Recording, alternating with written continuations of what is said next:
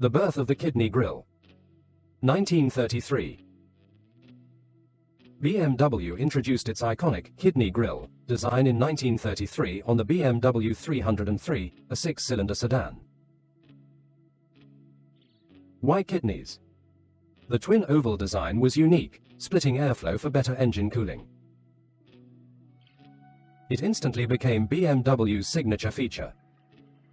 Elegant, slim, and proportionate to the car's shape. BMW's twin kidneys are one of the longest-running automotive design elements in history. Through the post-war era, BMW cars like the 507 Roadster, 2002, and the first 5 Series E12 carried small, upright kidneys. Thin chrome surrounds. Balanced with simple headlights. Conveyed precision and class, reflecting